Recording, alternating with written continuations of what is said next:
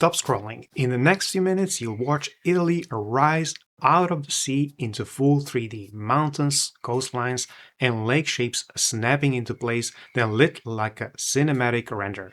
No paid data, no manual masking, just R, Rayshader, and a clean workflow that turns the raw bathymetry elevation into a publication quality map. If you ever wanted your maps to look like this is one to steal. Alright, so our first step is to install and unload the packages that we need using pacman pload function. The first one is the Terra package for working with raster files. Then we will need also as a package working with vectors. GEBCO for fetching the shapefiles of Italy and surrounding countries. MarMap for bathymetry elevation data. Natural Earth for fetching lakes. PNG for working with images. tidyterra for beautiful palette. And finally here also Rayshader for rendering this as a 3D map. Before we jump straight into getting the data, let's define some of the parameters and inputs. First of all, let's turn off the spherical geometry here because it can lead to the failures for some of the SF geometric operations. The next one, we're going to be defining the coordinates reference system here, and we're going to be using the European one. And finally, we're going to be defining here the name of our output file, and together with the extension here, which is PNG. In order to make our map very attractive, we're going to be using environmental light here. So here what I'm doing is taking one of the environmental lights from Polyhaven, a very rich library. And this one is called Snowfield, which is going to give it a bit of a glowing, snowy effect. And then I'm going to go ahead here and download the file from this URL. And I'm going to define here also the name of this file and also the binary mode as the final step. Now, after this is actually defined here, we're going to go and download this locally to our drive. With all the parameters set, we can go ahead and download now the shapefiles of the countries. Now, we're going for all the European countries because we want actually the surrounding countries of Italy. But you can also, pick and choose for your area of interest what you really need. What I'm going to do here, going for the highest resolution, and I'm going here for the European region using GEBCO or GEBCO get countries. And after that, I'm going to only subset here Italy because we will also need the Italy polygon. What I'm doing here, I'm actually subsetting using the ISO3 code, which is the most robust option. And then in the next one, I'm actually going to define the bounding box here. So I'm using the STB box from the SF package because this one will be using to essentially fetch the elevation and bathymetry data. Now, because I want this a bit more expanded so it actually fits into our final map frame, I'm going to expand here the longitude and latitude. But keep in mind here that for the minimum longitude and minimum latitude, you want actually to decrease. Here, these are the degrees. So we're actually going to decrease the minimum values of longitude and latitude by 2 degrees, and we're going to increase the maximum one also by 2 degrees. And this is what we're going to be using to pass in the next one to get the bathymetry and the elevation data. Since we are working with bathymetry, I was thinking why not also include lakes. So we're going to fetch first of all the lakes around the world using our Natural Earth package, and especially this NE download, which is going to help us fetch directly into our working session. So here we're first of all taking the crispest scale here of 10. Then we're going to choose lakes as a type. This is a physical category. And then we want this to be in the SF format so we can actually work with this format in this session. And then after that, what we're going to do, we're going to intersect with the Italy boundaries so that we actually get the lakes only for Italy. And after that, the last one is going to be to basically transform this into this working coordinates reference system, which is the European coordinates reference system. Okay, and then we can go ahead and fetch the topo and bathymetry data and convert it to the spatial raster so that we can actually work with Terra. So we're going to be using MarMap, which has this get NOAA bathy function, which is basically just going to take this from this NOAA service. And then here we are passing actually our bounding boundaries. Look how we actually passing those expanded ones. And we're also taking a bit of a crisper resolution here. And then the last step here is turning this into a Terra-friendly spatial raster format. All right, so in this part, we're going to go ahead and separate a land from the sea. That means that we want to make sure that all the European land here, all the polygons, so Balkans, which is actually bordering Italy, want that to be classified as land, as not as a sea. So in the first step here, what we're doing is we're merging now all the European countries that we loaded into a single polygon. Then in this step, we're going to go and convert the land polygon into a raster mask on this bathymetry grid. We're doing this because this lets us do raster-based masking consistent with the bathymetry resolution here. So for that, I'm just using this as rasterize function from Terra, and then I'm passing here the this newly created like European continental chunk, as well as this bathymetry raster. And what I'm doing here, land is going to be classified as 1 and C is going to be classified as missing, so NA, so that we can later drop it. Now we're going to do the same, but for the C, we're going to be creating a C mask here, meaning all the values that are equal to 1 are actually C, and those which are NA or missing, they are land.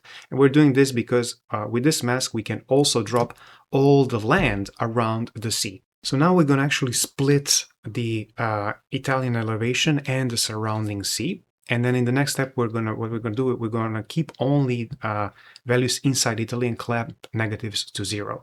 So to do that, we're first of all converting this into a country poly, which is going to be a Terra vector format. And then we're exactly doing this. We're masking this bathymetry using the Italian polygon, which is then going to make sure that we actually have only the elevation inside of the country. And then for the remaining here, this elevation, what we're doing is we are converting everything that is below 0. We're converting it to 0. We're doing that because we don't want to end up in a situation where the values are negative and then we drop them together with the sea, so they become essentially sea. We want to keep them as the land. Then we're going to make sure that we create this sea only bathymetry, so we're going to keep only in the negative values from this full grid that we created. And the way we're going to do that, we're going to actually, everything that is 0 or plus infinity, meaning a positive value, we're going to turn that into a missing or NA values so that those can be actually dropped, and then we have only the bathymetry, which is a negative value. So once we have this clean layer here, we're going to go ahead and enforce the sea only. So we're going to drop any land from it by including the negative land cells. And then what we're going to have here, actually, we're going to end up with this bathy C new object, which is going to be 1 for C and a missing for land. And essentially, we're going to be then just masking this previously classified bathymetry with our existing C mask. Okay, there was a lot of data wrangling, but this was very important because in this step, what we're going to do, we're going to be creating this flat C plane, which is going to help us then merge this with our height map or with our land. So this C plane is going to, again, we're going to be utilizing this classifier for Terra. And what we're doing here is we're going to be actually defining everything that is, negative or positive. We're going to turn it into a -1 in this one. And that way we're going to have only one value here for this C plane. And after that classification, we're going to normalize everything to 0. So all the non-missing values will be 0 so that we have actually clear flat here value of this C plane. So we are essentially what we're doing here, everything that is NA, so everything that is missing, we're just turning into a 0 here. Now that we have the C plane and we have the elevation for Italy separated, we're going to go ahead and make sure that the C plane is aligned to the elevation in Italy. So we're going to be using here resample from Terra for that purpose. So we're going to be passing as the first argument, so what we want to resample. In this case, we want to resample C plane. And the second one is what is the layer we're going to be using to resample. Be mindful, so both layers need to be in the same coordinates reference system for that. And then finally, the near method is used for those layers that have continuous values. Okay, so now that we have resampled this and we have aligned the C plane and also the Italy elevation layer, we're going to go ahead and fill all the missing cells of Italy's elevation with the C plane, which is currently 0. And the outcome of this will be that the Italy's terrain plus flat C is going to have now the 0 value and missing values elsewhere. Okay, so we have our layers. Now we're going to make sure that everything is projected to our metric coordinates reference system. And for that, we're going to be using project from Terra and then passing this H flat here that we previously created and just turn it into the coordinates reference system using this CRS work. Then we're going to actually also reproject the bathymetry for the C as well as the C mask. So we're again using Terra project in each of these, and again, passing simply the same second argument, which is this one. But for this one, we're actually going to go ahead and use this near method for the sea mask projection, because we want to make sure that the values are also properly projected. Now that we have all these three important layers in the same coordinate reference system, we can go ahead and make them aligned. So we're going to first of all resample the bathymetry to these height map. And we're going to be using, of course, the bilinear method here, because we want to make sure that we have these different categories. And then we're going to do the same for the sea mask, again, using Terra resample and then passing the previously reprojected sea mask. And then as the second argument, also this height map flat. And here we are using a different method, which is the near one for the continuous values. Since Rayshader does not work with multiple raster layers, what we're going to essentially do here is turn bathymetry into a PNG format, so into an image. And for that, we will first of all need to define here some of the values. So we're going to start off with the minimum and the maximum values of it. I'm doing here this manually, but you can also check the values themselves. So the maximum one is 0, because if you remember what we did before with clamping those values. And then speaking of clamping, we're going to also do that here. We're going to make sure that all the values for this bathymetry future image are going to be clamped between these two. Our image also needs to have colors, and I chose this nice colors, this blue palette for it.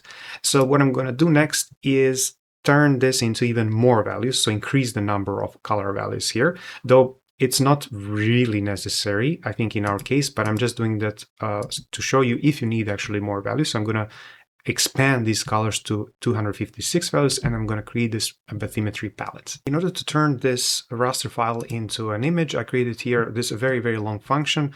What it does essentially is just turns this raster file into a PNG format, PNG binary, and then assigns its values and the colors that we need. So essentially what I did here, I put it into the repo and then clicked here on raw. So I get a raw file, and then I copied here the link to this one. And then we're going to now go back to R, and we're going to use this function. We're going to call it to turn our raster file into an image. All right, we're now going to call our function using this source function from base R. And then we're going to create PNG path using this function, which is called Colorize to PNG, which we previously created and called. So what we're going to do here, align first of all the bathymetry C to this height field flat, and then save locally this as bathy classes PNG. So essentially create an image that we are then going to load back. Then we're going to be using these breaks that we previously defined. So from -6000 to 0. Colors, which we also have defined before. So I'm just pasting them here.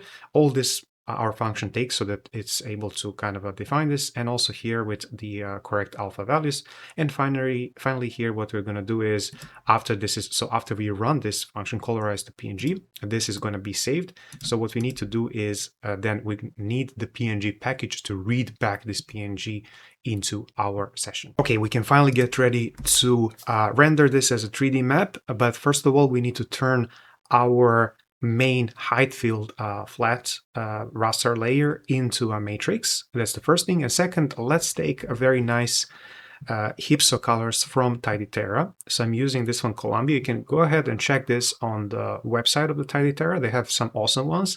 And I'm taking here only the values which are necessary for me. So 6 and 8 and 11. Again, you can go ahead and check what these values are. And then I'm going to actually expand the number of these palettes to even more, and then these few values. And I'm going to actually give a bit of a bias towards the green side of it. And you can see here that I also reversed. So I want the valleys to be green, and I want the mountains to be brown or dark brown. All right, we can finally write a code for rendering this in Rayshader. So let's start off with the matrix that we created. Then we're going to create here the height shade using the texture that we also defined from this Columbia palette.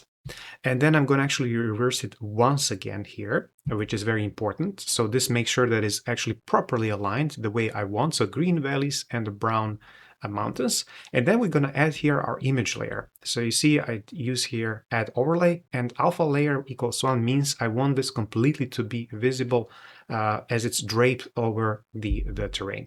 Then I'm going to add another layer, which is going to be lakes. Because the lakes are polygons, I need to use generate polygon layer here. And we also need to define what is the extent of this layer. So it needs to follow closely this height field flat, and the height is going to be defined by the height field map, which is turned into a matrix. And then for the colors, I'm going to be using one of these blue colors from our palette that we defined. Okay, so we added both of the layers, we defined the height shade. Now we're going to go ahead and actually create a 3D scene using this plot 3D. So we're passing here again the matrix, a Z scale. I'm going to go for 25 here. So that is a bit closer to, it's not going to be that rugged, so to say. We're going to turn off the solid around the terrain, the surface. Then shadows, we're going to also turn them off, and we're going to define shadow darkness 1, which means almost non-existent shadows. Background is going to be white colored. And then also for the window size in pixels, we're going to choose an equal one, so 6 by 600 pixels as well. And then for the zoom, let's try with this 0.6 zoom. It might not actually work, but let's try it out. 80 degrees it's going to be, and then 0 degrees the rotation around the axis. All right, once you render this, you should be able to see this scene like this. So all the surrounding countries should be in white. Only Italy should have these terrain colors. So as you can see, green for the valleys, and then yellow and brown for the hills and the mountains. And also you can see visible these largest lakes in Italy. I also want to crop any existing non-white, so basically missing values, space around the map itself. So I'm going to actually shrink it a bit using the render camera from Rayshader. So I'm going to zoom in a bit more. And you remember here we had zoom, which is 0.6. Here we're going to decrease it a bit to, let's say, 0.53, and we're going to keep all other things equal. All right, so here it is. Maybe you don't see any difference, but we made it a bit tighter, so there is actually very little space around Italy. So now we can plug in our environment light and render this as a high quality image and save it locally. So we're going to be using render high quality, then defining here the file name, which we defined at the very beginning. Then we're going to also include the preview. Lights are going to be turned off because we're going to have our environment light, which we're going to be passing here. And we're going to be passing that file name that we also defined when we were downloading this from Polyhaven. Then for the intensity of this light, I'm going to go for 1.2. Imagine if 1 is default, then 1.2 is an increase of like 20%. Also going to rotate a bit this light. And then I'm going to also use here parallel so that it's rendered faster. And interactive, I'm going to turn off because it can lead to crash of the scene. So I'm going to just turn this one off, as I always do. And then finally, we're going to also define here the width and the height, again in pixels. I'm actually going to go here for the higher end, 4000 by 4000 pixels, but you can also decrease if you find that it's getting slow. All right, so this is our final map, our beauty, the Italian elevation, as you can see now clearly in 3D.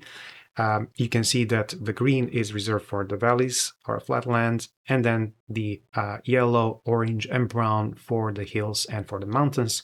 The surrounding countries remain white, but you can see clearly standing out the beautiful bathymetry and in these different colors that we also defined, followed by also these 3 largest lakes of Italy.